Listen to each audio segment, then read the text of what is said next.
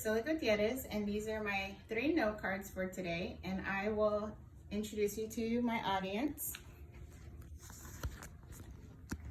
This is my mom, my husband, and my sister. Can you believe we live in a world where even Superman was confined to a wheelchair? Christopher Reeve was an actor well known for playing Superman in the late 1970s to 1980s. The character Superman was known as a Man of Steel, but the man, Christopher Reeve, was just as human as you and I. In 1995, Christopher Reeve was paralyzed from a horseback riding accident, resulting in him becoming a quadriplegic. According to an article in 2018, the National Spinal Cord Injury Statistical Center states there are over 280,000 people living with a spinal cord injury. Common causes of a spinal cord injury are an accident, severe trauma, or an illness. Now, as you can imagine, suffering a spinal cord injury can drastically change a person's life. Spinal cord injuries are classified as either a quadriplegic or a paraplegic.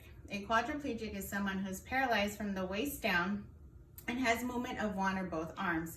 A paraplegic is someone who is paralyzed from the waist down and has movement of both arms. The spinal cord is a highway of signals from the brain to the body and vice versa. A major concern for an individual with spinal cord injury is a condition known as Autonomic Dysreflexia, also referred to as AD. Autonomic Dysreflexia is treatable in spinal cord injury individuals.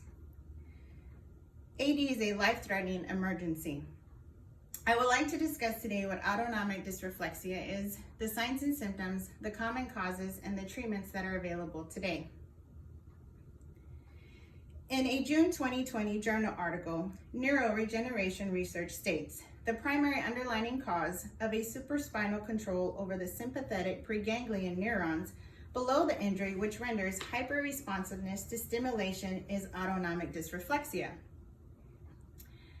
Basically, autonomic dysreflexia is a response to an autonomic nervous system response to a painful stimulus below the level of injury.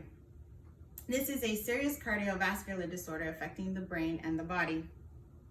Common causes of AD are a full bladder, a full bowel, and the inability to receive and respond to a painful stimulus.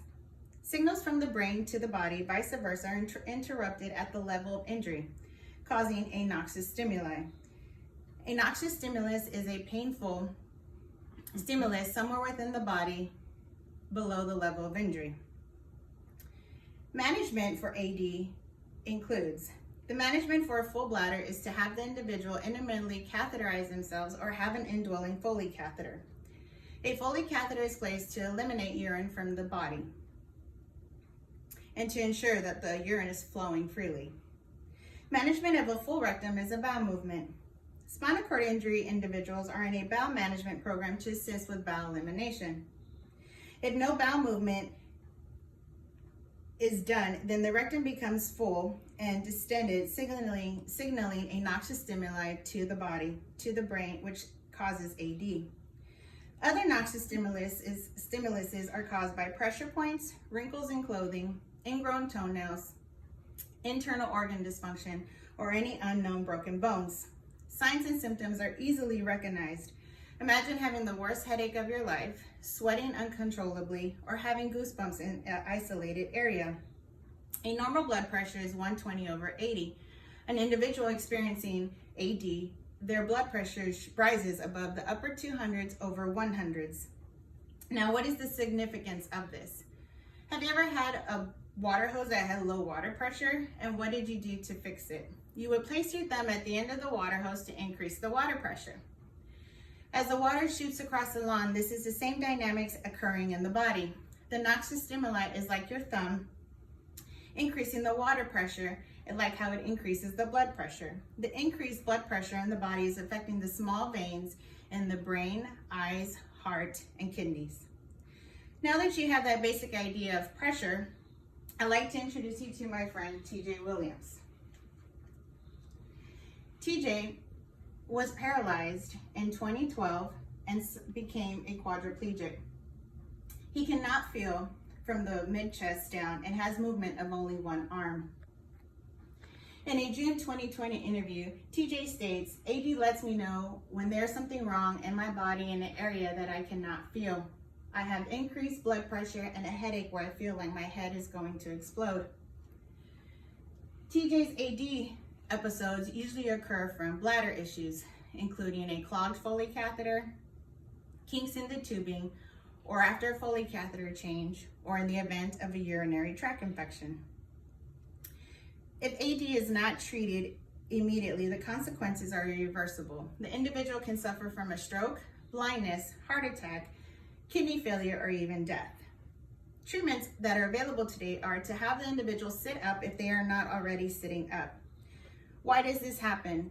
This lowers the blood flow to the brain, resulting in a lower blood pressure. Treatment for a full bladder is to check the catheters for any kinks to make sure the urine is free flowing and there is no obstructions. Have you ever woken up with a painful full bladder? When a spinal cord injury individual has a full bladder, the signal travels to the brain, but the signal to urinate does not travel to the body. This is noxious stimuli. Treatment for a full rectum is a bowel movement. With the same manner described above, the brain receives a signal of rectal fullness, but the signal is not sent to the body to defecate, which is causing noxious stimuli, which leads to autonomic dysreflexia. Now, treatment for pressure is to reposition. Have you ever sat and watched a really long movie? Over some time, did you feel uncomfortable? And you probably repositioned yourself without even realizing it. The brain interpreted the noxious stimuli and sent the signal to change positions. A spinal cord injury individual cannot reposition themselves, which leads to noxious stimuli causing AD. If none of the above measures work, then the next treatment is medications. In an article on Christopher Reeve, Living with Paralysis, states, a potent useful agent, nitropase, that works rapidly when applied above the level of injury until their blood pressure returns to normal. Hydralazine and nifedipine are given to lower the blood pressure. These are vasodilators that cause the veins to open up to have increased blood flow. If these medications don't work, then morphine is administered. Morphine is a medication that blocks the pain receptors in the brain. Blood pressure decreases because the brain is temporarily not receiving the noxious stimulus. In summary, anybody can suffer a spinal cord injury. A syndrome associated with spinal cord injury is autonomic dysreflexia. AD is the body's response to a noxious stimuli, resulting in extremely high blood pressure that is life-threatening. Signs and symptoms of AD are easily recognizable. Treatment should be initiated immediately to lower the blood pressure. If in this case, the blood pressure is not corrected, then medications are given. Medications are given continuously until the cause can be identified and corrected. If not corrected, the irreversible complications or death can occur. According to the National Spinal Cord Injury Statistical Center in America, there are approximately 18,000 new spinal cord injuries that occur a year. And TJ Williams gave me a card that states the signs and symptoms and what to do in case of an episode of autonomic dysreflexia.